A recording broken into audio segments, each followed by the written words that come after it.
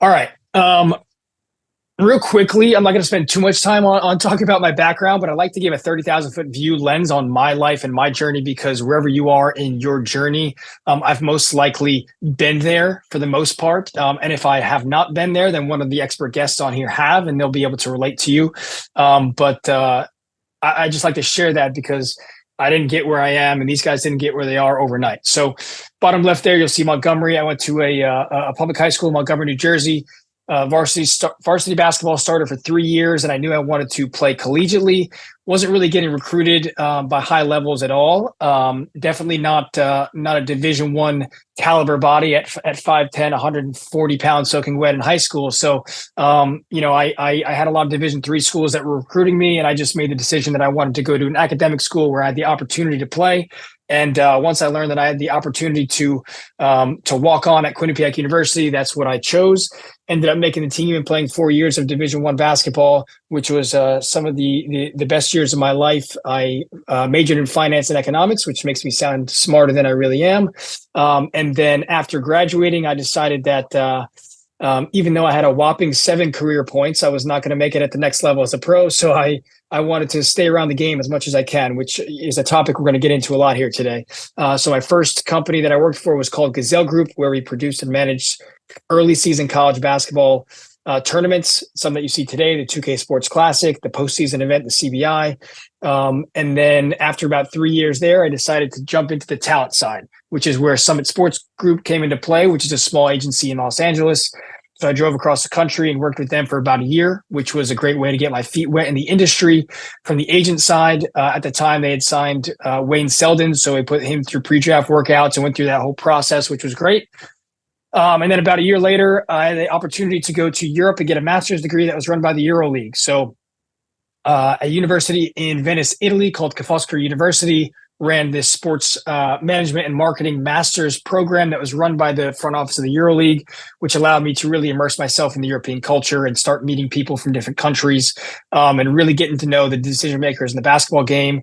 And I came back from that experience and expected all the agencies to want to hire me, but they did not. So there's no point in crying about it. That's when I started Creation Talent Agency, and that's kind of where I am today. So obviously we can go in depth more there, but I wanted to share a little bit from a 30,000 foot view on my journey.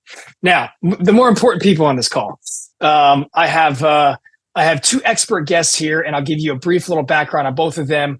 I'll let them say hello here shortly. So Kevin Owens is the founder of Overseas Famous. He's a former collegiate and professional basketball player. He played at Monmouth University, played in Korea, played in New Zealand, Kosovo, Estonia, and a handful of other places. And after he retired, he had challenges, which is what led him to start Overseas Famous, which is a management platform that provides resources and support for athletes who are really anywhere on their journey, whether they're in the beginning of their journey, they're currently pros, or they're transitioning out like he was. And he also published a book 2 years ago that talks all about the life of professional basketball, his journeys behind the scenes. And he's just, extremely grateful for him to come on today and share his expertise. And then the second guest is Jose Colorado, who is also a former collegiate and professional basketball player. And he overcame a lot of challenges that some people on this call might be going through as well in terms of trying to go from college to get his first start as a pro. But he battled through it, and he played for 6 years. He played in Germany, El Salvador, Brazil, Canada. Might be missing one place, but he now runs josecolorado.com, which I'm sure you're familiar with. If you're not, you're sleeping under a rock, because he shares some of the most valuable information on the internet about the pro basketball industry. And there's obviously a lot more I can share about them, but just wanted to give a brief little intro to 2 guys whose journey I respect very much. And that's the reason I brought them on today, to share some of their expertise. So I'm going to shut up for a second, and I'm going to let maybe Jose and Kev just say a quick hello if you want to, or if you don't want to, that's fine. It's up to you guys. Go ahead, and then I'll jump into the first couple topics.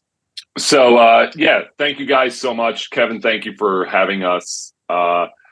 It's overseas basketball. I think the Overseas 101 was really a relevant topic now because a lot of people don't really know. I always describe overseas basketball as you're a big time athlete in college, and then you might make a name for yourself in the NBA, and then you just kind of disappear, like Homer Simpson kind of disappearing into the bushes.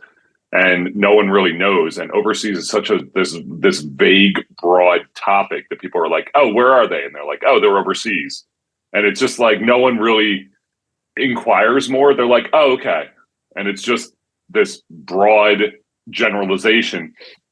So I think what Jose and I do is try to lend a little light to what goes on over there and show people there's this whole entire world of basketball, volleyball, I mean, all kinds, soccer, all these sports that are going on that we don't really know about, but it's a huge industry. It's a huge part of a lot of these athletes' lives. So we just try to bring some knowledge the athlete and, the typical American sports fans way.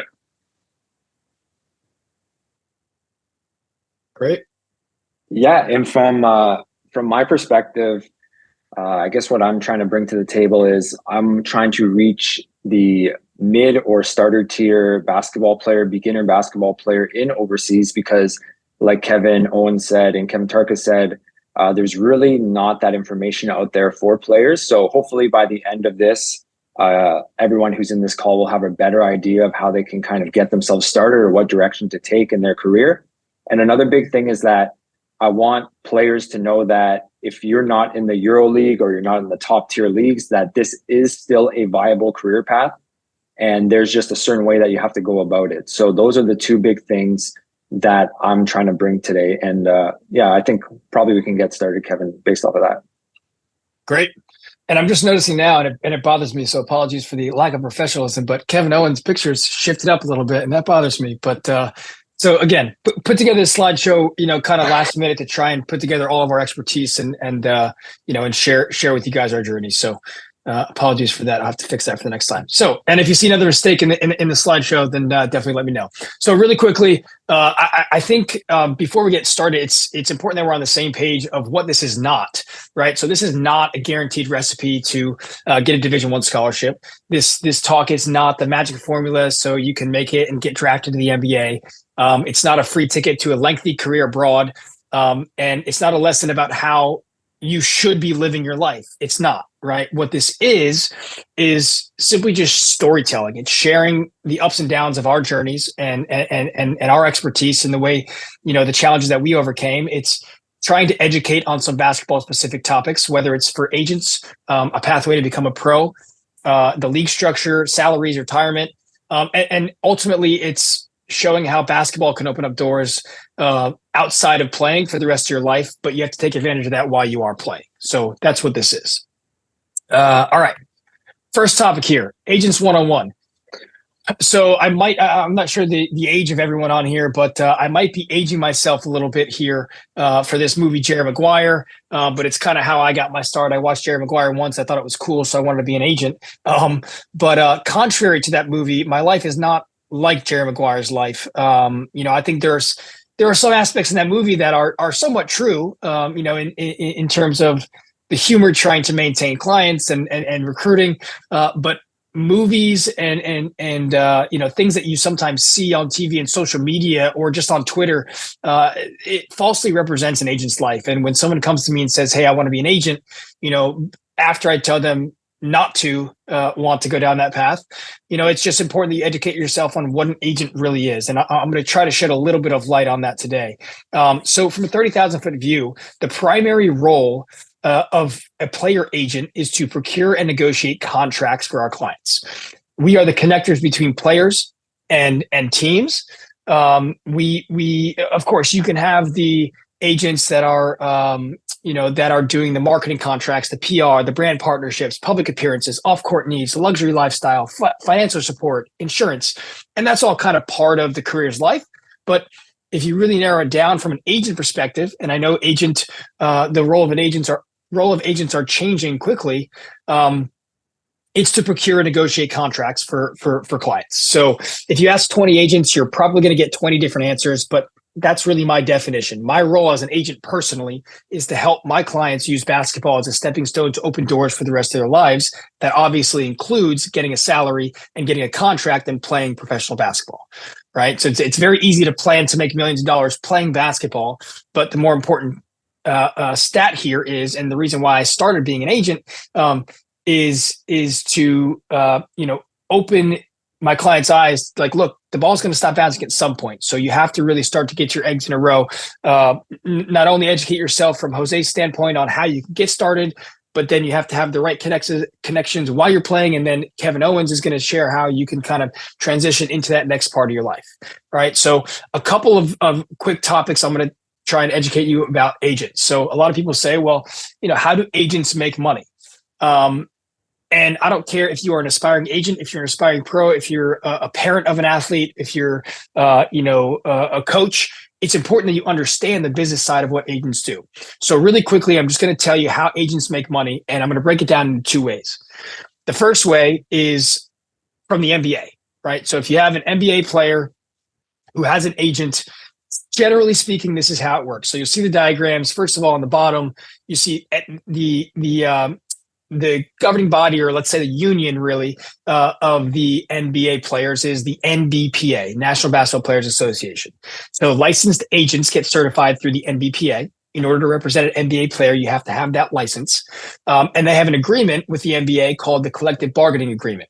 And that's between the NBPA and the NBA, and it governs players, and it dictates the rules for player contracts, trades, salaries, anti-drug policies, revenue distribution, down to the dotting the I's and crossing the T's. So the main point I want you to understand from the NBA side is that an agent is legally allowed to collect 2 to 4% of an NBA contract. Okay, if a player is making a minimum salary, and the minimum salary this year for first-year players is $1,119,563. I did not make that up. Like I said, it is down to the T. So for math purposes, simple math purposes, let's just call that $1 million right now. So if a player's on a minimum contract and they're making $1 million, agents can collect up to 2%. And if you're doing some simple math, 2% of $1 million is $20,000. So it's not that much, right? If a player's making more than that, they can collect up to 4%. Okay, so those are some of like the ballparks for that. And then we'll go abroad. Oh, actually, one more thing. So you see the diagram at the top left. So I have the logo of the Nets, right? So if you're an agent and you're representing an NBA player, the player gets paid from the team, and then that player pays the agent. Now, abroad, that's differently. It's done differently. So typically, generally speaking, not in all cases, but generally speaking, a player will make, let's take that same $1 million. The club will pay them that $1 million. In addition to that, the club will also pay the agent. So now this percentage is different, and it's governed by FIBA.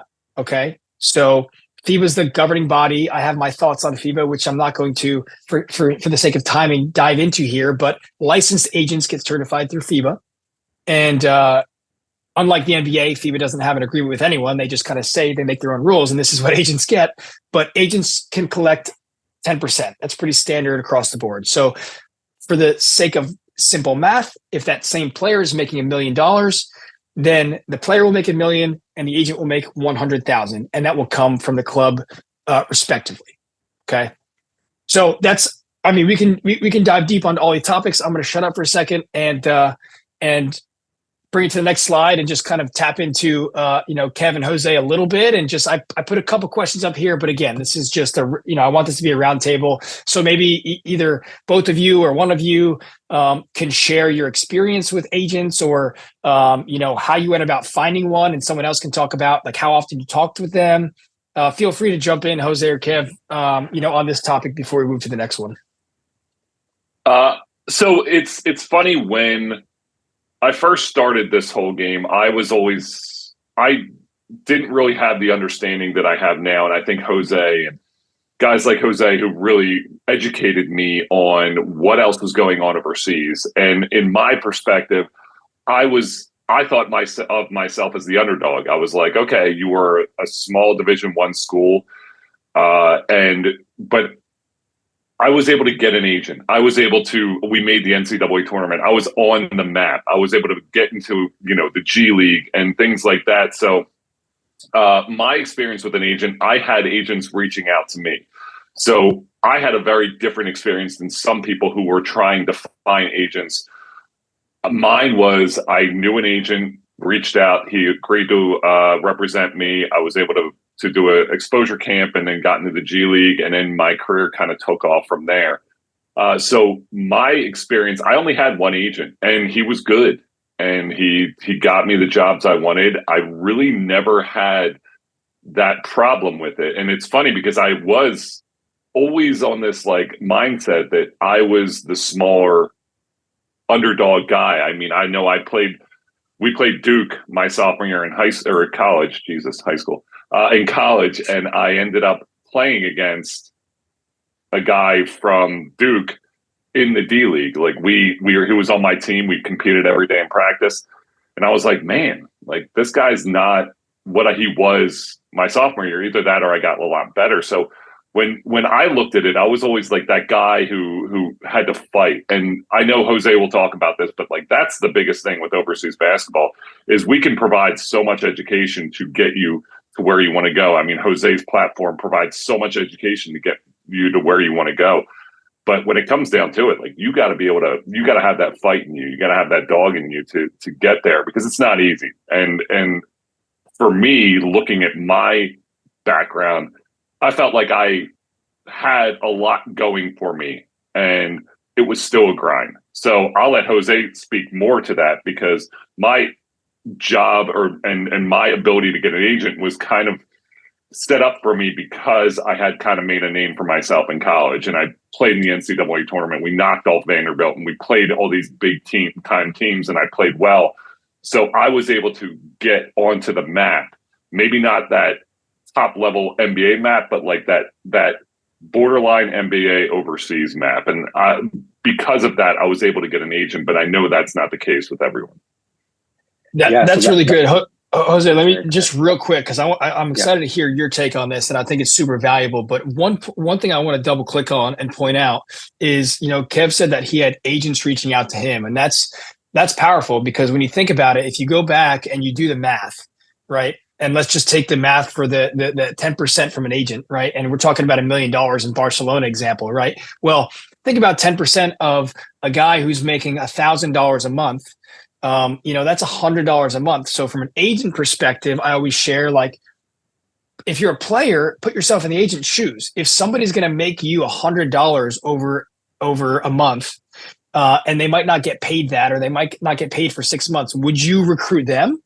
Right. So you have to understand, like, where the incentives come from. And so the main point there is, from Kevin's side, he had agents reaching out to him. Now, the other side, which I want Jose to share about, is if you don't have agents reaching out to you, you're going to have to reach out to them. And there's a certain way that you should go about it. And Jose obviously has a great experience with this, and he can share his story, but pay attention to specific ways that you should be reaching out, and maybe some things that you should not be reaching out saying. Yeah, so that's a big thing, because just as there's beginner overseas basketball players, there's beginner agents too. So not every agent is going to be able to grab an NCAA D1 guy. Not every agent is going to be able to get an overseas pro of 5 or 6 years. So it's all about compatibility. When you're a player, you actually have to look at what type of players are these agents representing. So if a player or an agency is representing all high-level guys who are playing in EuroLeague and high levels in Europe, then if you are in the NCAA D2, or you're a D3 guy or a small college guy, then obviously that won't be a compatible fit for you. So you have to see what the agent is actually representing. And you can look at things like the college experience, the gender, the nationality, what type of experience, what type of regions do they work in. All of these different things are going to help you in your journey of trying to actually get a compatible agent. Now, with all of that being said, like, for instance, in my experience, it's very different from Kevin Owens, because Kevin went to a D1.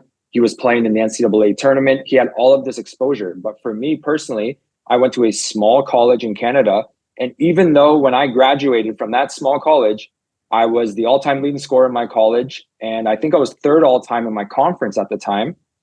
Even though I graduated from there, I had 0 offers, 0 agents reach out to me, 0 pro teams reach out to me. So that may be a viable path for other people. Sometimes you may not get an agent. Just because you don't have an agent, that doesn't mean that your journey stops there. It's just that you have to think of how would you actually self-represent yourself. And that's when all of these other things have to be airtight, like your basketball resume, your highlights, how are you messaging these agents, who are you reaching out to?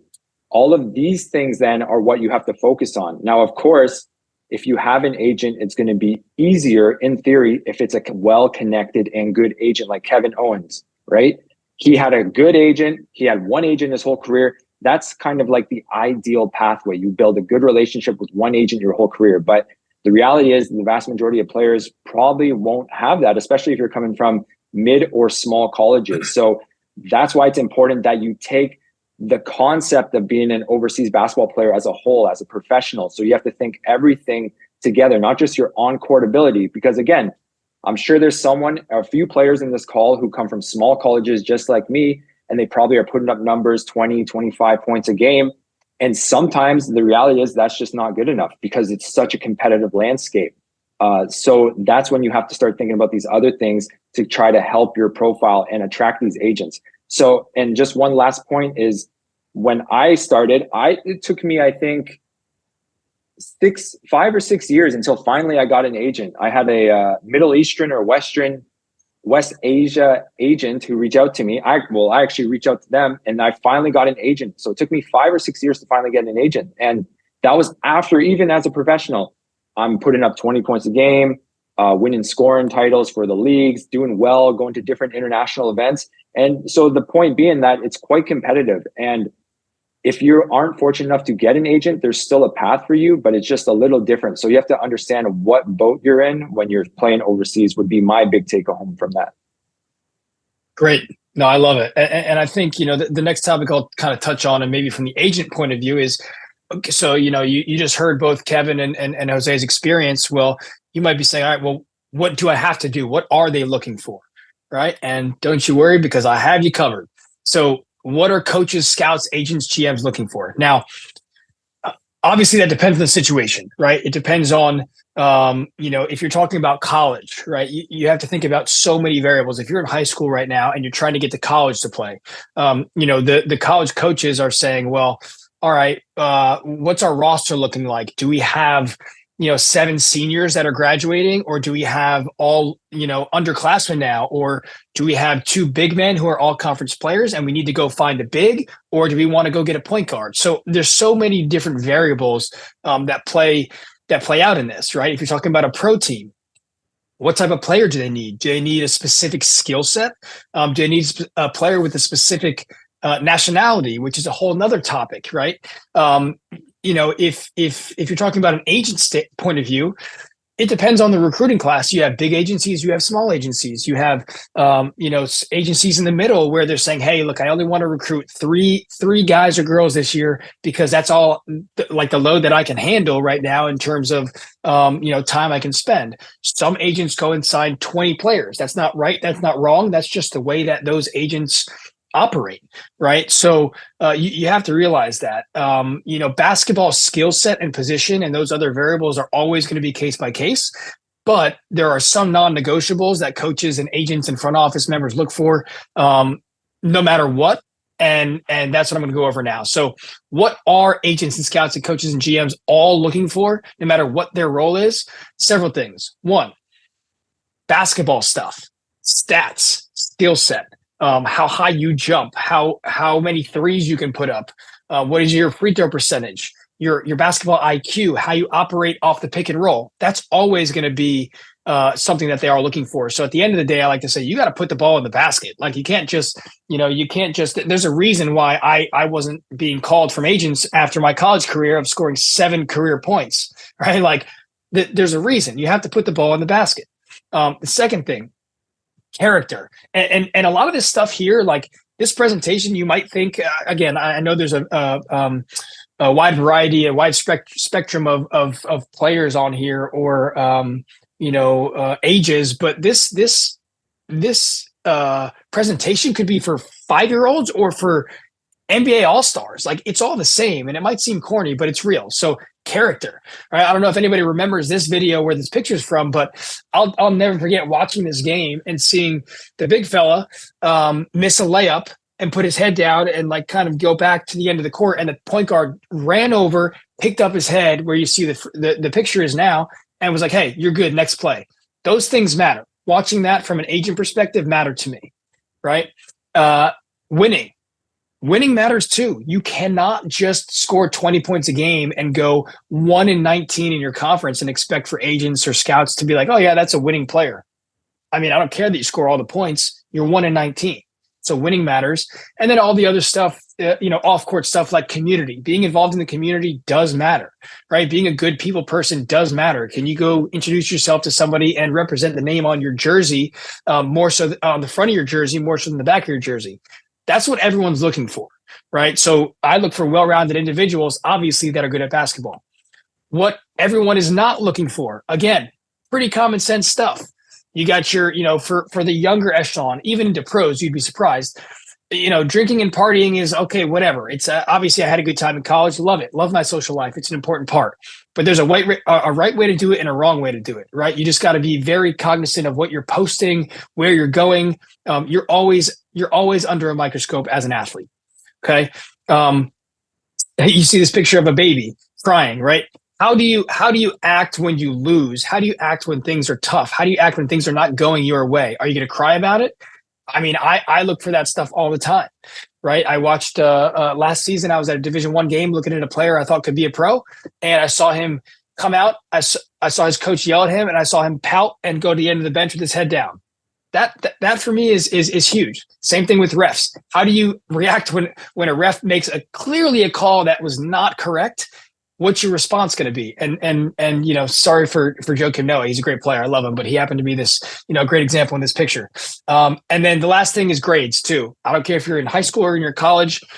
I'm a huge proponent of, look, school's not for everybody. That's the reality in 2023, but you got to really try to fail a class. So if I look at a kid in high school or in college and they're failing classes, that's a big red flag for me. All right. Time for me to shut up. Roundtable discussion. Kev, Jose, over the last two slides, some things that you guys did that you thought helped you along the way. What's something that you would do differently to help you stand out now? Feel free to jump in on this. I'll jump in. So when you talked a little bit about some of those factors, that was a big reason why I think I was able to keep playing for an extended period of time, because I patterned my game after Dennis Rodman. So a lot of the things that I did, I was like that tough physical guy, but I could step out and shoot. But I wasn't scoring like 30 points a game, but I was trying to get like 30 rebounds a game. And I was trying to be just a maniac and the tough player on the team. And I would, step up and protect my guards and things like that. So I had a spot, but it was very tough to continue playing overseas because they expect you to score 30 points a game. And that wasn't me. I would get, 16, 17, 15, but I was always the top rebounder. And I provided value to my team by doing those little things that a lot of people didn't want to do. I also was able to go far because I was very low maintenance. Like I was not a high maintenance player. Like my agent, I would talk to him a few times a year. He'd be like, how are you? I'd be like, good. Even if the world was crashing down around me, I'm like, I got it. Like I was able to just handle my business. I didn't need someone to step in and be like, fight my battles. I was like, I got it. I'm good. And even though the craziest things, which is why I wrote Overseas Famous, because all of these crazy things happened to me, I was not the guy who was going to just continue to be a pain in the ass. Like I didn't want to bother anyone. I didn't want to, bother the team, bother the agent. I had a job to do, and I would go down and I would grind it out and do that job. And it wasn't anyone else's business but mine. I was the man. I had to step up and handle my business. So I was very low maintenance as a player. And with an agent, I didn't really have that aspect that I was going to be a guy who was going to create problems for the agent. Kevin talked about that earlier. You're not making, I wasn't in the NBA. Like I was making good money, but I wasn't making NBA money. So why would my agent waste all of this time on me if I was going to be constantly a problem, constantly asking for help? Like guys calling and being like, I forgot how to tie my shoe. You're like, what? Like, come on, dude. Like you're a grown up. Like you got to be able to handle some of this stuff on your own. So that's always been my advice to players when it comes to agents and things like that. Like you got to be low maintenance. Like you can't be whining about everything and calling every single time something doesn't go, where I guys calling and be like, I don't like the food here, I'm going to call my agent. I'm like, why? I'm like, find something else, dude. Like you are a grown up. And I think that's one of the things that I'm trying to, every player that I encounter who's heading overseas, that's my biggest advice. Like you're in charge of your own life. And if you're a pain in the ass, people won't forget it. So be low maintenance, be low key, do your job the best of your ability, but don't be bothering people with things that you can handle on your own. That's my 2 cents. That's great. That's great.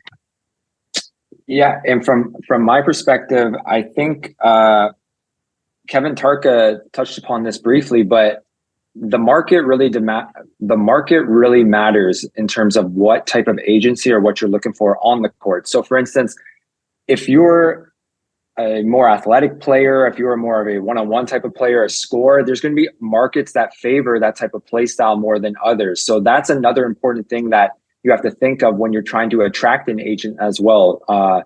Latin America, for instance, West Asia or the Middle East, maybe Southeast Asia, those type of markets are going to demand more on their agents, are going to demand more on the players. Whereas if you're in Europe, then usually it's going to be more of a traditional type of team ball game, really fundamental based team concepts. Same thing if you go to Australia or somewhere in the Oceania. So those are things that players also have to consider when they're putting together their highlight tapes, when they're messaging these agents, when they're trying to attract a potential agent during college. And from a small player or a small college perspective, say you didn't play like in the NCAA or you didn't play in the NCAA tournament. One way that I found that you could get around this or elevate your name a bit is usually every college, regardless if you're from a small college or a big college, you will play out of conference games. And if you're from a small college, usually if you're in North America, which I believe most of the call is from North America, you will play conferences or divisions that are higher up from you. So for instance, we were playing, it's basically like NAIA in the States. That was like the level that I played in Canada. But we would go out of conference to begin the season. We would play NCAA D2 teams, D1 teams.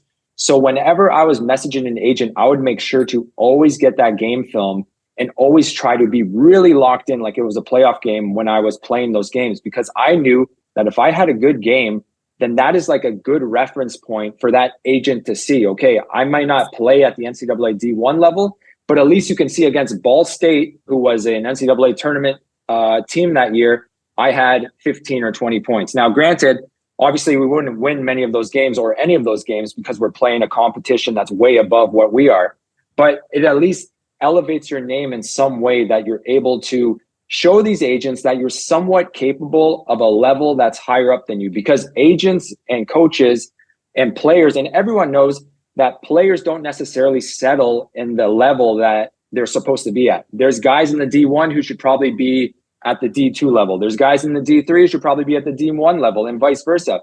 Just because you're a D1 player doesn't mean that you're necessarily going to translate to a good professional player. And just because you're D3 doesn't mean that you won't translate. So that's like a little way that I've learned for people to get around that. And that's just one thing that I would kind of encourage players to see. If they're from a small college, then that's one way that you can kind of maybe elevate your name a bit more and get better chances of signing with an agent. Great input. Great input. So I see some people starting to write questions in the chat. That's awesome. Jen, that's a great question. You want to take it, Kev? Yeah, I just read it and was just thinking about it, because there are, like you said, there's fits, things that fit, things that don't fit. And Jose can speak on this too, because I feel like if you're a poor fit, they're going to let you know before you let them know. I feel like if you're not a fit for overseas for this specific team, they will let you know pretty quick. They see it, they'll look. You might be like, listen, I'm in this position, I'm not really doing what I want. But I will say, like, if you're going somewhere and you're a scorer and they're like, all right, you have to change your style a little bit, but you continue to have that job, then it's a fit. You might want the stats for the next round, but if you're in, Jose spoke about it earlier, if you're in Europe, a lot of the times, and like some Australia, a lot of the places, they want you to limit what you're doing. Like, you might not have to score. I mean, look what's happened. You know, you have Kemba over there. You have guys who are sacrificing their points for the benefit of the team. I mean, these guys are NBA players who could go out and drop 50 a game, no problem, but they're trying to help win. And that's the biggest thing, is like, win at all costs overseas. So sometimes your fit might not be the best for your individuality, but the team will let you know if you're not a fit. They'll release you and say thank you immediately. But if you are a fit and they find you a fit, I would say just keep that fit going, because that's going to, your ability to win, as Jose was talking about, will help you in your next job. Even if your stats are not exploding through the roof, if they saw that you won and you contributed and you were a major part, you're going to be in a good spot for the following year. Yep. And for those who, I know some people don't have video or they might not have access, just I want to repeat the question here, because it was a really good question from Jen. You said you talked about character being a huge component of agents looking at players. If for some reason players are finding a program to be a poor fit, what are some tips for players to leave without burning bridges with their previous programs and avoid getting a poor reference from previous managers, coaches, etc.? And I'll add something to that too, is I don't care what level you're at. Obviously, with college now and the transfer portal, the craziness between jumping prep schools that started to happen in, all over the country, or if you're abroad and, it's not a good fit. You also have to understand that it's a very small world and information travels, and it travels fast. Now, sometimes there's going to be information that travels that is incorrect, or people are going to talk shit about you, or they're going to say bad things about a player for whatever reason that might not be true.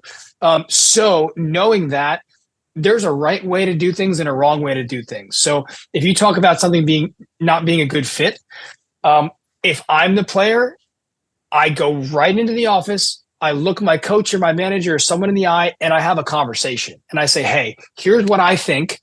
Can you tell me what you think? And you have a conversation. And at the end of the day, if you share your feelings and you're honest and you're forthcoming, and for whatever reason, a coach, a manager, or whatever wants to, take it a certain type of way, that's not on you. That's on them, right? Again, I'm not advocating for jumping around ships if you're not feeling like it's a good fit because you're not getting as much time, or you're not scoring, or something doesn't feel right. I'm always the advocate of fighting through it, playing through it, going through the challenges. If the food's not right abroad, or if your Wi-Fi doesn't work right, or if you don't just feel like playing that league and you think you're going to be somewhere else, I don't advise you to leave. But the moral of what I'm trying to say now is, people talk. So understand that if you go about things the right way, most likely somebody's not going to blackmail you or talk bad about you if you actually are a grown man or woman and you handle your business properly. Did you want to add anything, Jose, from your perspective, or? Oh, I think you're on mute. I just saw the questions are flying in now. Yep. I saw that. I was reading definitely. too. So let's do a full Q&A at the end, kind of like a round table. Oh yeah, more people are hopping in here too. So let's go to the next topic, because I want to get a couple more topics, and I think some of them will answer the questions too. So, all right, sure. Basketball Abroad 101. So this could be a curriculum that takes 2 years to cover, to be honest. I know both Kev, Jose, and myself can and have various perspectives on this, but I've been lucky enough to have immersed myself in 44 countries, from Armenia to youth leagues in Hungary to CEOs of leagues to GMs of EuroLeague teams to the East Asia Super League and everything in between. And it's very difficult to explain basketball abroad because it's just very different everywhere. Lev Gold, which is the second division in Spain, is very different than the Finnish Chorus Liga, right? Latvia, first division, is different than Israel Winter League, which is different than Spain ACB, which is different than an academy in China, which is different. So it's very difficult to generalize some things, which is why I'm going to try and just keep it to like main topics here. So first, I want to just talk about the domestic leagues versus international competitions, right? But before I get into that, one thing, I just a couple things about playing abroad. And again, I say abroad because a lot of people are from the States, but it doesn't matter if you're from Spain and you want to play in the United States, or if you're from Italy and you want to go to Australia, right? The main message is please, please, please don't assume you're good enough off the bat. I'm not saying you're not good enough, and I'm not saying to, I think someone just, I kind of skimmed across it, Division III players playing abroad. It's amazing. Obviously, there are players that barely played in college that are big time pros now, but there's a lot of people that assume they're good enough. If I don't make the NBA or G League, I'm going to go play in Barcelona and eat tapas all day and, get paid $100,000 to play. Well, no, you're not. That's just the reality of it, right? So the market's oversaturated with tens of thousands of players every single year wanting to become pros, right? So if you're not an NBA radar guy, and by that I mean if you're not on draft boards, and even if you are, you have to be humble and understand that you have to start over from zero in many aspects and earn it, right? And also, you better love the game. If you're trying to play for any other reason than you just love the game, it's going to be a tough path, because most likely where you're going to go outside of what you're used to, it's going to be shitty, right? There's going to be a language barrier. The Wi-Fi might not work. If they have an arena, it's going to be freezing. The lights aren't going to come on in that bathroom. Coach probably doesn't speak English. You're not going to be sure how to get around town. The food's going to be weird. If the team lifts in a public setting, it's going to be a public gym. It's just not this vision that people think. So I just wanted to get that across, first. And maybe hopefully all you guys know that, but if you don't, it's not an easy path. All right. So just two things to talk about here, just a basic breakdown. There's domestic competitions and there's international competitions. I singled out one country just to show you. So this is Germany. Germany has, I think there's up to like 10 leagues, right? But there's really 3-4 professional leagues. The first one being the BBL, the Bundesliga, and that's the first division, the top division in Germany. And then you have the Pro A, which is the second division. Then you have Pro B, which is the third division. And you have Regional Liga, which is the fourth division. So I've had clients that have played in each one of those. And sometimes rookies will play in the Regional Liga, but that Regional Liga team is the farm team of a first division BBL team. So it's good opportunity. Sometimes you have a player that is in their fourth season as a pro and they jump to Pro A Germany, second division. That doesn't mean it's a step down. That could lead to opportunities in other countries or in first divisions elsewhere. So think about it. The way I kind of describe it, if you're from the States, is think about it as kind of like Division I, Division II, Division III. Obviously, everybody wants to be in the top level Division I. It's got the most exposure. It's got the most professionalism. It's got the most talented players usually, and the highest contracts, right? But there are many leagues in many countries where, if you win that league, then you go up. So, for example, it's a relegation and promotion system where if you win Pro B Germany, then your team moves up to Pro A Germany the next season. If you win Pro A Germany, your team moves up to BBL the next season. And then same thing for the bottom teams. If you're the last two teams in the Bundesliga, you get relegated down to a bottom team. So there are teams in each domestic competition in the first divisions that obviously, as I said, they play all the other teams in the first division of Germany, but they also play in international competitions as well. So you might have on a Saturday a game against another team in Germany, but on the following Wednesday, you have an international competition game against a team from a different country. So there's many different competitions. The four main ones are the EuroLeague, the Euro Cup, Basketball Champions League, and FIBA Europe Cup. Right. So each one of these, you have to qualify through winning certain games. In the EuroLeague, there's different licenses. So teams are actually solidified as a spot in the EuroLeague forever. Other teams, there's wildcard spots and qualifiers. But just so you can kind of understand from perspective, I think it's taken for granted a lot because people don't really understand just saying, oh, I'm going to go play in the Euro League, and they might not mean they're going to play for Barcelona or one of the best teams in the world, but playing in the Euro League is not playing abroad, right? You have the Euro League, which is the top of the top. Then you have the Euro Cup and the Basketball Champions League, which, Basketball Champions League might have surpassed that at this point. And then that kind of entry level international competition is the FIBA Europe Cup. All right. So you can have contracts. I mean, and I'm going to tap Jose here in a second, but you can have contracts ranging from a couple $1,000s a month, even for a FIBA Europe Cup team, all the way up to multi-million-dollar contracts in the Euro League. So that's just kind of the difference to understand that not all domestic teams play in international competitions, but the best do. So Jose, actually, if you want, maybe you can tap into some salaries, maybe in I don't know, wherever you want, like give a couple examples, or in Germany, just so people can understand the differences. Yeah. So as Kevin mentioned, like if you're playing in, let's say, the first tiers, the first divisions, we all know like the power nations within Europe. So we're thinking about like France, Spain, Italy, Germany, all of these type of divisions, you're going to be making, that's when you start thinking six figures, $500,000, up all the way up to like someone like Nikola Mitrovic, who's making like 5.5 million reportedly a year. So that's the most extreme cases. But in the vast majority of cases, so I'm assuming this is where the vast majority of this audience would be, you're probably going to settle within about $700 to about $2,500 a month. So that is what you can expect as the baseline, more or less, of what you would get as an overseas basketball player as a beginner or as a mid-tier player. So for instance, if we looked at something like Regionalliga 1 and 2, there is players in those leagues as imports who are barely getting paid. They may be only getting paid to coach. They may be only getting paid a few $100s a month.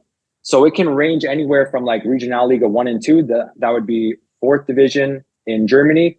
It can range like $700 to maybe $1,200 a month. Now, obviously, there's always going to be outliers within these divisions.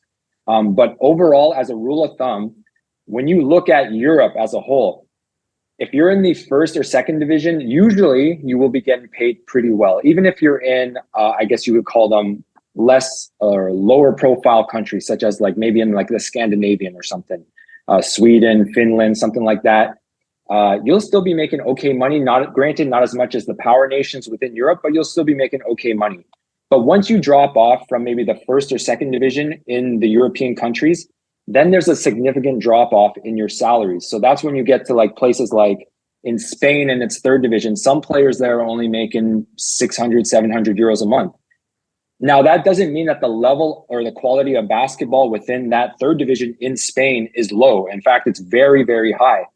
But it just shows you that in Europe as a whole, there's a significant drop off within the first and second divisions. Now, that's when I start to encourage players to look at other markets within the world. So then that's when you start to look at Asia, start to look at Africa, you start to look at the Middle East, you start to look at Latin America. All of these different regions in the world, they can pay well and pay better than these second, third, fourth tiers within Europe. Now, obviously, if you have an opportunity within Europe and that's your only opportunity, then of course you always want to be playing instead of staying at home. But that's just a general idea of what players can expect when it comes to salaries abroad, because European basketball is kind of synonymous nowadays with overseas basketball. But there's many other opportunities beyond just Europe. And I think that's something that everyone should take home. And the biggest thing for me when it comes to salaries and increasing your market value is understanding where your nationality is to begin with. So I believe there was someone in the group chat who said they have a Jamaican passport.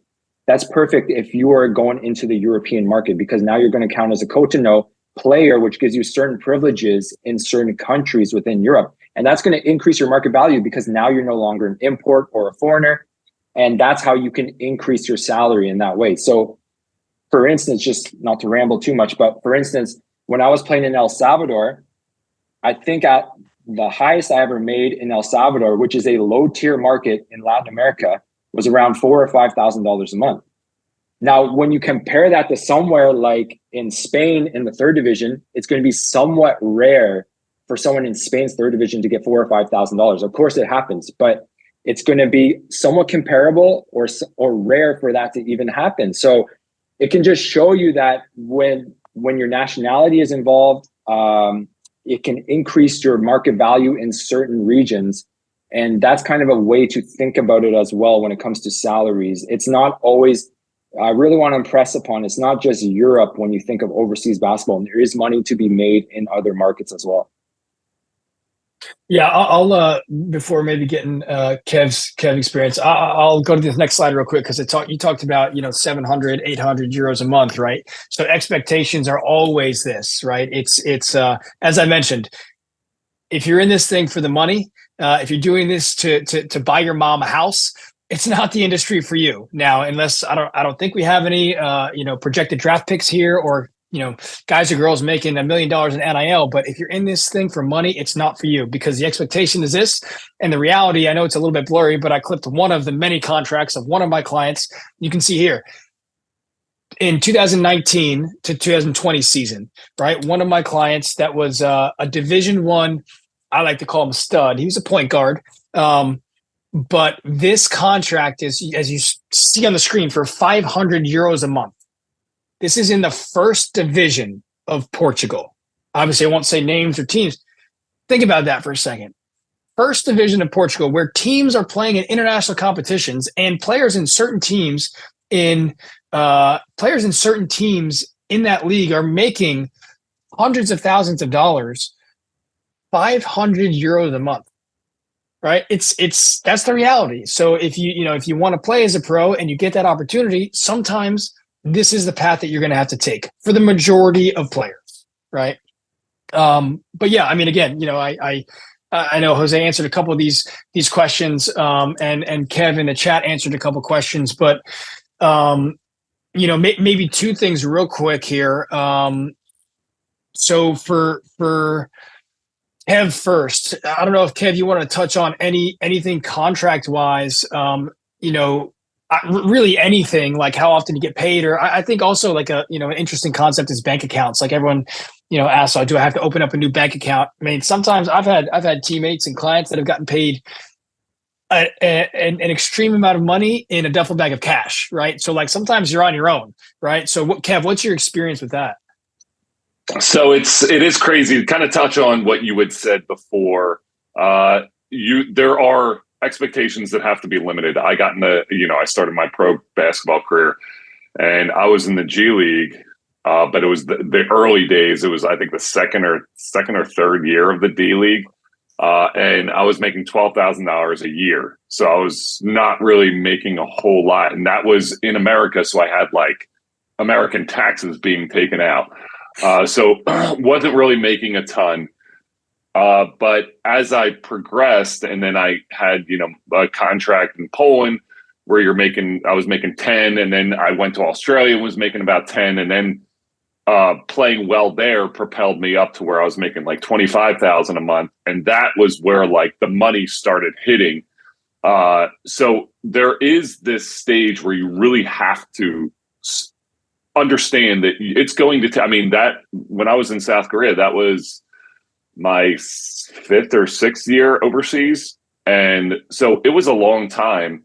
I was making good money, but I wasn't making like that high level money until my 6th year overseas. And I was, those first few years I was grinding. I wasn't really making much. I was living in my mom's attic.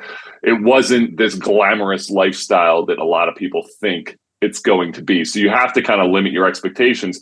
But I saw the light at the end of the tunnel. I was like, if I can do this, I'm so close to this, I'm going to keep pushing. A lot of people don't get past that initial push.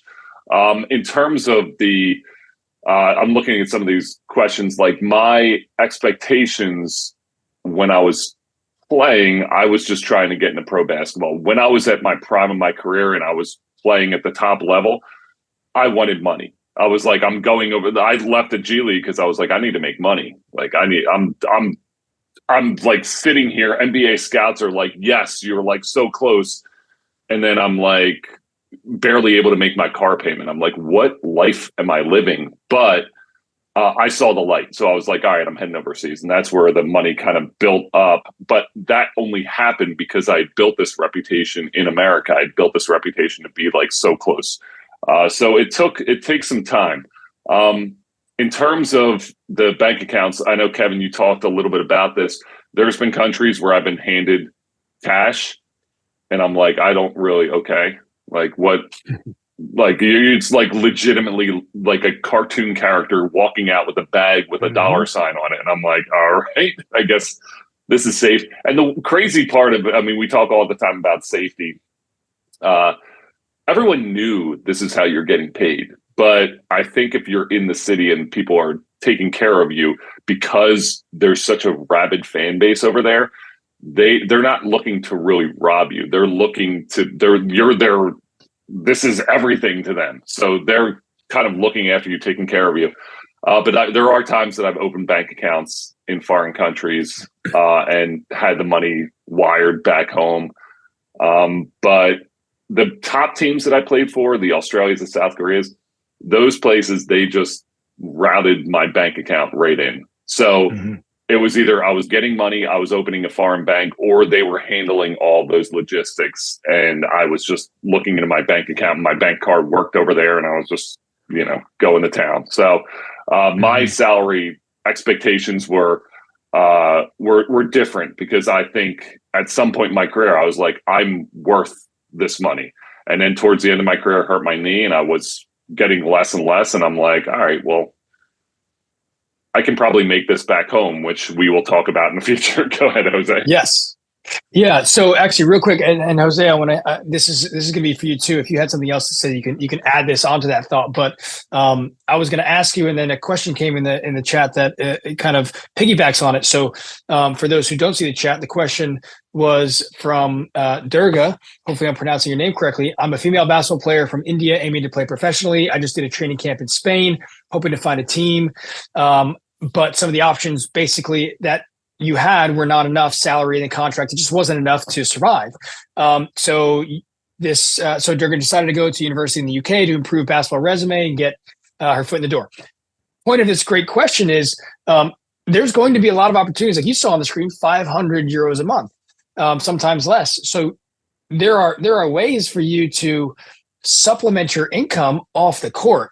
And again, like transitioning from this topic into retirement next with Kev, it's like you have to be thinking about this stuff. So whether you're a rookie trying to supplement your income, or you're trying to build a skill set that you can build, that you can actually have that and transition into a full-time career job after you're done playing, there are ways to do it, whether it's basketball related or not.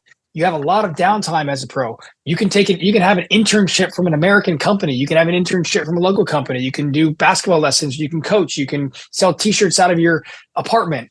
It's going to be up to you to work at it if you want to supplement your income. And so for those who are trying to figure out a way to actually just live, this is one way. So Jose, you obviously did that yourself. Can you touch on how you supplemented your income off the court, and then anything that you were going to say that you want to tap into from that last conversation? Yeah, I'll say this for anyone who is aspiring to play overseas, or maybe won't reach the highest levels of, say, like those first divisions in Europe that we're talking about, like what Kevin Owens just said, like 25,000 a month. Like he said it so nonchalantly, but that's like the top tier of basketball salaries right there. If you're not making $1 million, like that is the top, right? So the reality is, I'll just be honest, like I said earlier, the reality is a lot of us will be finishing within that, or I'll say they'll be making about $700 to $2,500 a month. So when you're doing that, there's still ways to supplement your income. Now, the one way that I would say for everyone, the easiest way to get started would be wherever you're playing or whatever you're doing right now, you could also be coaching on the side when you're doing it. So that would be the simplest way to do it, because usually when you go overseas, they're going to have a basketball youth academy as well in these leagues where you're in these countries and these leagues where you're going. So Europe is very famous for this, Australia as well. Usually there's going to be a youth academy and you can just supplement your income in that way. But another way you could do it is, if I could redo it, I would go online and I would try to build an online skill from day one, because it just fits so perfectly with your overseas career. You can take that skill set and that income stream wherever you are. So if there's an opportunity that happens and it's for less money, then you can accept that job and you can take it because you know that there's always a flow of income coming within your life always. So the biggest thing is that you want money coming in at all times. So over the years, I've seen people, like, personally, what I did was I did a lot of write-in jobs, online jobs, sports write-in, basketball write-in, but I've also seen people do stuff like coding. I've seen people do stuff like Zoom training, basketball Zoom training, call centers online, content creators like YouTube, stuff like that. So that is a way that you can do it. Like, for instance, when I said that my highest salary was 4,000 in El Salvador, what I actually was making was around like 11, 12,000 or 11, 12,000 a month, because I was actually working at the same time. So I was pulling in that much. And mind you, we haven't even discussed the topic of how usually, even if you're at the lower levels, these teams are going to be covering your accommodations. They're going to be covering your housing, you're covering your food. They're going to be covering everything. So you're literally taking home everything. You're bankrolling everything.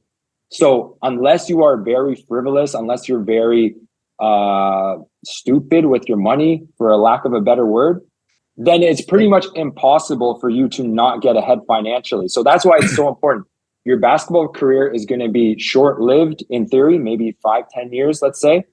But when you're playing during those 5-10 years, it's like you're on steroids. It's like your earning potential's on steroids because you have no expenses coming in. So that's a way that, say you don't reach the highest levels of like $25,000, like a Kevin Owens, then you can still make a lot of money that is really going to change your life around in a short period of time, even if you're playing at low and mid-tier levels. Yeah, that's great input. I see some awesome questions in here that we can try to address here. Obviously, we have one more topic is the retirement transition, but I did see one that I want to take, and I'm trying to scroll to it now. Oh, it was from Nazaya. Again, hopefully I pronounced your name correctly. Nazaya said, if you just love basketball, I want to play professionally, how should I approach contract offers? I just want an opportunity, and if money comes, cool, but it isn't my main motivation. Well, first of all, your mindset's great because it shouldn't be your main motivation is money. I would say a couple of things. One, I would say, again, I don't know your profile. If you played college, maybe you can update me later and I can adjust this answer. But let's just say that, you're not a draft board guy or girl, right? Like you're not on being recruited or being hit up by agents. The reality is that there will be no contract offers, right? Like, and I don't say that to discourage you at all, but I don't tell people what they want to hear. I'm sorry, I don't tell people what they want to hear. I tell people what they need to hear. Is you're probably not going to get any offers. So you're going to have to create that offer yourself. So that means, based on that answer, is go to, I know some people are talking about some camps in the chat, Euro Pro Basket with Brad Canis. They do a great job of giving opportunities. Is that opportunity going to turn into a contract? I don't know, but it's better than sitting on the couch, right? So the reason I want to take that question quickly is that you're not going, if you have offers, write in the chat so I can maybe adjust my answer, but most people aren't going to get offers. You have to create it for yourself. All right, let's transition here to this last topic and then try to open up for some more Q&A because these are great questions, great conversations. So the retirement transition. I just have like 2 cents here on this one before Kev takes over because this is his specialty. But, I say a lot, stop putting all your eggs in one basket. You'll hear, and I love Kobe Bryant and all of his amazing quotes, but sometimes it's like you'll hear him and other people say like, there is no plan B. It's all plan A, which is great. And I respect. You could still have a plan A and only a plan A, but you can also work on your skill set. And you can also plan for when you're done retiring in 15 years, even if you retire the next year or you're forced to retire. So the point is, don't just say, hey, I'm here to play basketball and that's all I'm doing in life, because unless you're LeBron James, or unless you're making hundreds of millions of dollars, when that ball stops bouncing, you better not just be thinking you're going to sit on the couch, because what are you going to do to pay the bills? And that could be from investments to real estate, to stocks, to skill sets, to another job, anything in between. But the last thing I'll say, and back to why I started being an agent and why I'm passionate about being an agent, is that basketball can open up a tremendous amount of doors in your life, whether you stop playing after high school or whether you stop playing after 10 years of playing. And the reality is that a lot of people on this call are not going to be a pro or not going to be a pro for very long. So you don't have to get a pro contract or be a high level pro in order to consider yourself successful in life. That's not what defines success, right? So other passions can actually help you get a contract and actually help you into the transition into your retirement. So those are my 2 cents. Kev, definitely take this one over here. This is your specialty. Talk about your experience when you knew you were ready to hang them up, the steps you took, and take it away. All right. So again, thank you. That was the insight that is being provided here, not only in the answers to the questions or the questions themselves, but you guys are a wealth of knowledge.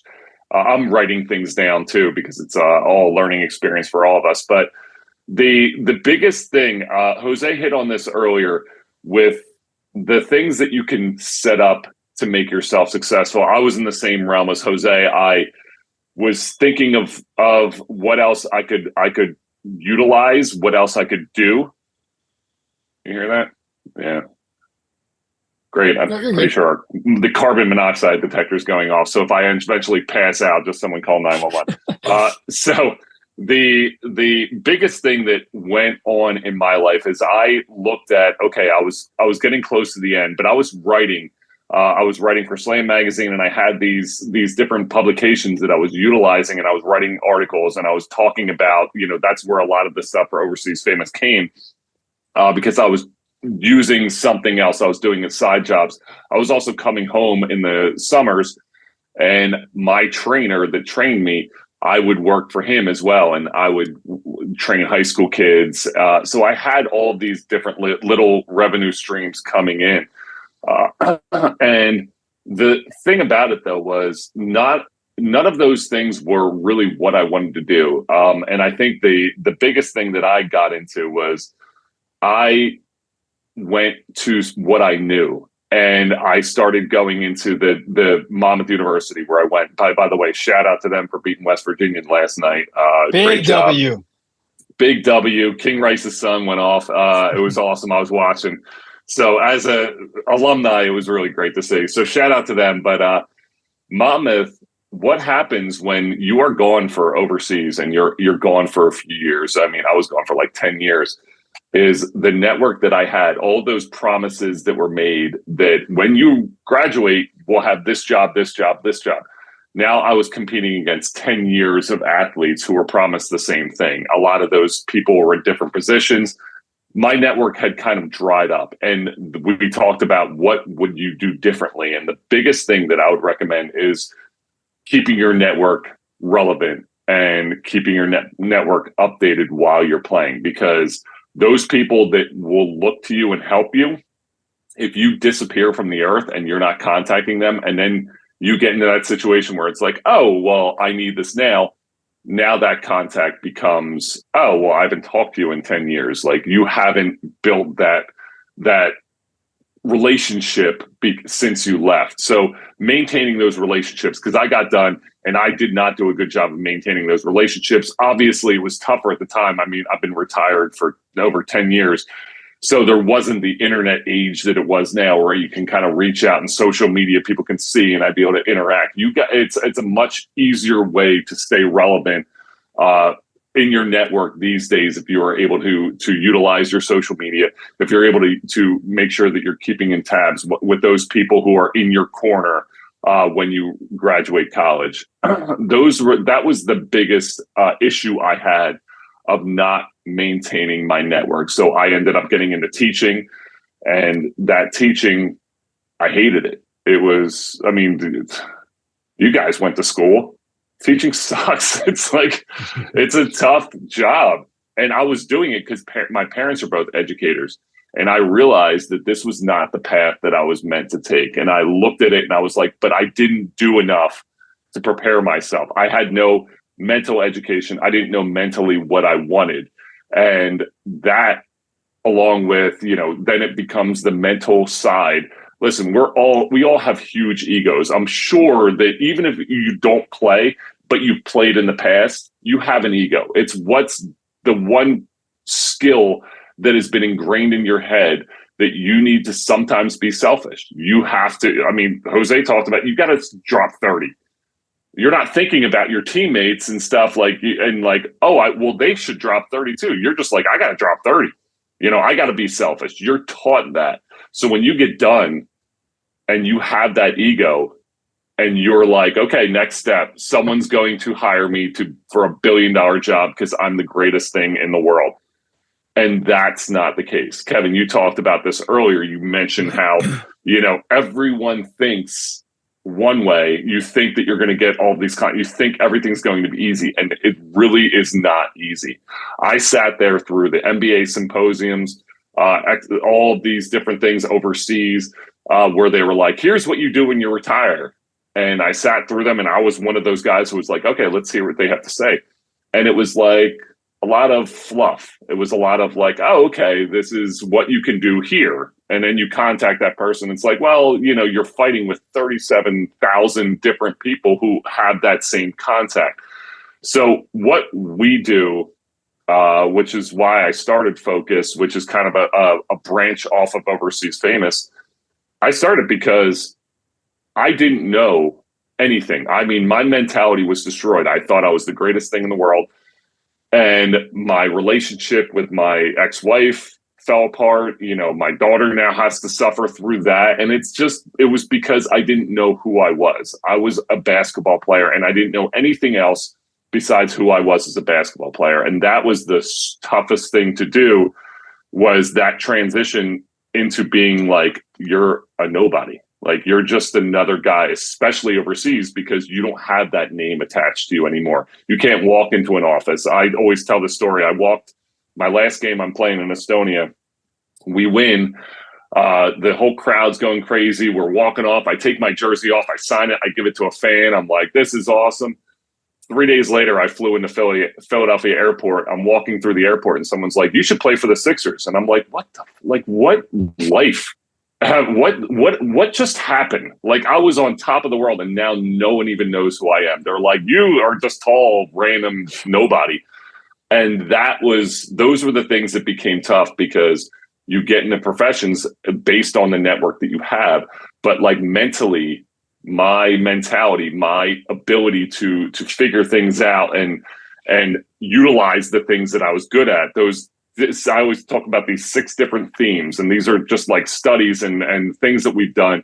The 6 different themes among former athletes: it's drive, resilience, teamwork, leadership, confidence, and emotional intelligence. Those are the different things that athletes hone in on to be successful in their next job. So what I'm trying to do now is to build these athletes, those different aspects of it, so that they can all, be as successful as humanly possible. Sorry, I'm trying to like shorten and condense as much as possible, so I don't want to be long-winded. That's really good stuff. And again, guys, like we can go for hours and hours and hours. And it's one of the reasons that I started these roundtables, because, guys like Kevin and Jose have an extreme amount of experience and invaluable information that they've been sharing. And so again, I know Kev said he was taking notes. I'm taking notes. I hope you guys are all taking notes. Just some really good questions, really good topics, and just some stuff that isn't talked about a lot. And it's hard to find information on this. So I appreciate you sharing that. So yeah, I mean, again, I think, look, we've been on for, more than an hour, almost an hour and a half here. I wish we could all stay all day. I know Jose, Kevin, myself have things to do. I hope we helped you at least a little bit. But maybe, maybe we can take a couple of questions. And Kevin, Jose, I know we didn't really talk about end time here, but if you have to run, go for it. I've got 10 more minutes to chat. And I know there's some amazing questions that we haven't gotten to. I'm going to just so you guys know, I'm going to send this recording to everyone that signed up for it. We're going to be discussing ways to do another roundtable at some point. But yeah, so from here on out, I guess, Jose or Kev, if there's anything that you want to share again, or maybe a question we could tackle here, that's in the chat. I know we've been trying to all answer them, but you got anything, Kev or Jose? I mean, yeah, I'm looking through right now. Yeah, I like Jose with providing really good information of like what the best way to monetize off court stuff is so tremendous. And I did see someone say, this should be something we do. We talked about this week, being able to do something like that this every week. I mean, this is my unicorn weekend where I don't have my daughter's not playing in an AAU tournament, my other's not playing a soccer tournament. I'm like, I can't believe I have a Saturday where I'm not running around chasing after my kids. So it's a great, but I'm always will make myself available because I think this is so important. On that topic, I mean, look, for me in my personal journey, if you've listened at all to my podcast, I talk about it a lot, but it's like, that's real. Like, that's real life stuff there. Everybody's situation is different from where you're from to how much your family made to where you grew up to how, if you have kids, to where you live. So if you're on this chat and you're listening, or if you're listening to this recording later and you're trying to go play somewhere, or you're trying to stay, like I know we got our guy in Portugal, and it sounds like he's on this path. It's like, if you don't have kids or you don't have something holding you back, you can either think about it and talk about it, or you could do it.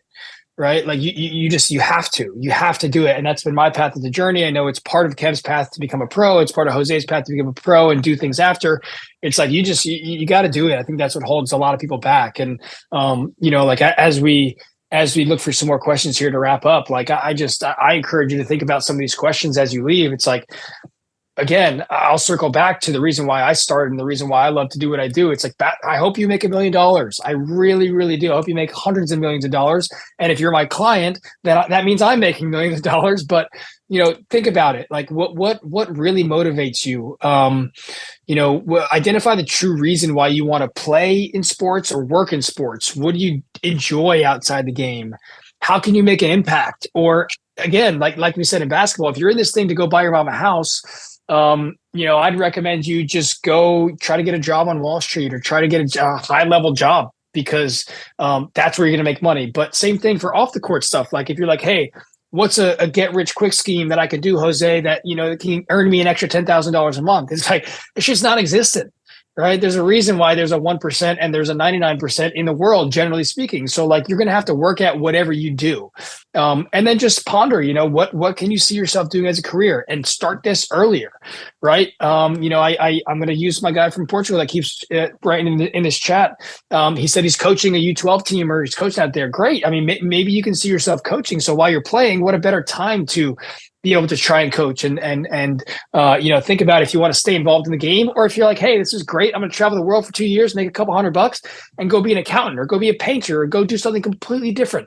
Right. But, as you think about all the conversations that we've had today, just ask yourself, like, what do you really want to do? Because I've the past 6-7 years, the finitude of our time on life, our life here on earth is like so short. You're just like, man, like, do something you enjoy. If that's becoming a pro, try your best to do it. If it's not, hang them up. If you're trying to become a pro because your parents or your friends want you to become a pro, you want to put that thing in your Instagram handle that you're a pro hooper, which if anybody in here has that, hey, nothing against you, no disrespect. But like, if that's the reason that you have it in there, think about doing something else, because yeah, that was my little rant here as we leave. But again, I had our Instagram handles here.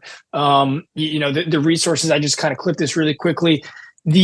Both of these guys in here and myself, the amount of resources, mostly free, and some coaching, consulting, or online courses that you would have to pay for, is absolutely incredible. You have Overseas Famous podcast, you have Jose's new podcast, you have my podcast. All three of us have our own podcast where we literally every other day talk about this stuff for free.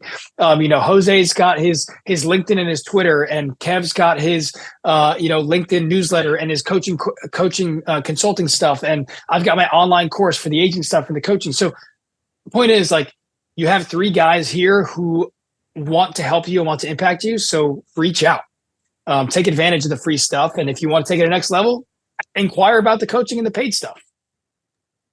And that was my ending rant. I will add too that what I've talked to Kevin one-on-one. I've talked to Jose one-on-one. We know each other. We're friends outside of this whole world.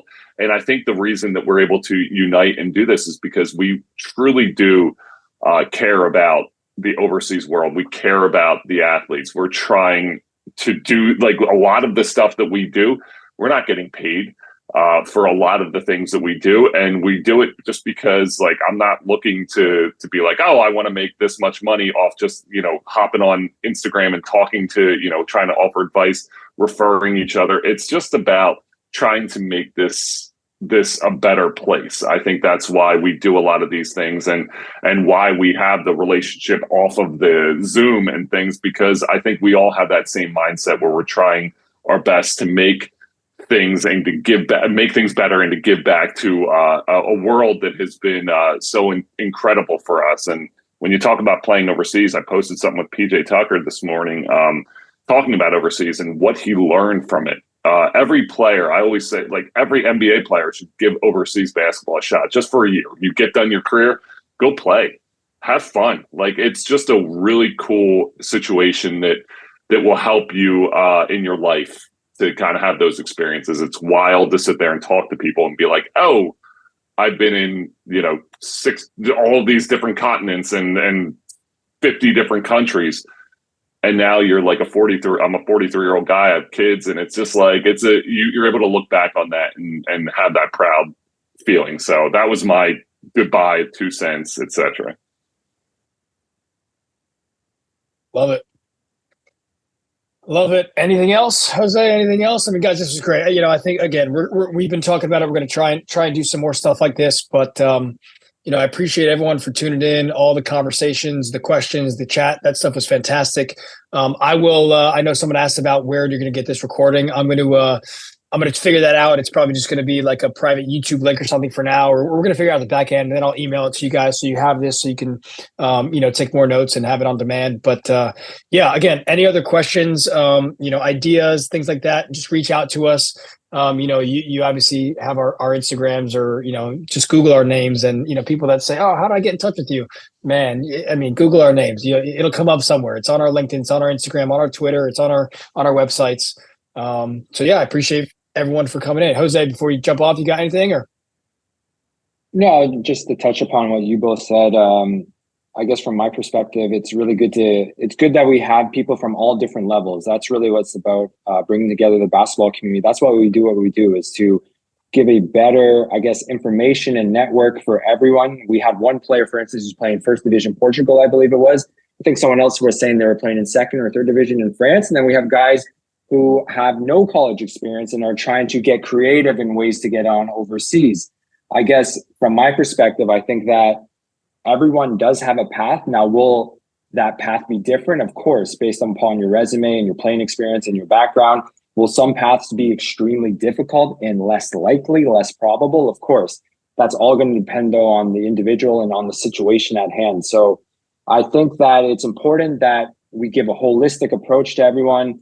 Everyone understands that there's different ways to go about it. And I think it's also really important that, for instance, like someone like Kevin, who comes from a Division I school, his ceiling, Kevin's also like 7 foot, his ceiling of making money and succeeding in the game is going to be different than a guy like me who came from a small college, 6'1", undersized 2 guard, right? So we have to also be realistic in what our ceilings are within the game. Not to say that, and that doesn't mean that I undervalue or don't appreciate my journey and my experience any less than him, right? I just have to be realistic in what is my ceiling. And maybe it's different for my way of how I can get, I guess, maximize the experience and get the most money out of it for me as possible, and what Kevin can do. So that's, I think, the big takeaway, is that there's a spot for everybody. It's just determining where you fit in and doing the relevant actions to that. So, hopefully, I'm hoping that if everyone in this chat got like value out of this, then maybe we can do this as maybe a monthly thing. Maybe there could be some way we could like send out a survey or something, and everyone can, I guess, give feedback or something like that, so that we can improve it as we keep going. And if it's worth doing again, then hopefully we can do it. Love it. Love it. Great stuff, guys. Jose, Kev, appreciate you big time. I'll give you a shout here on on our little chat shortly. I'm going to end this now, and then we'll get the recording out. So appreciate everyone tuning in. Thanks, guys. Thanks for coming.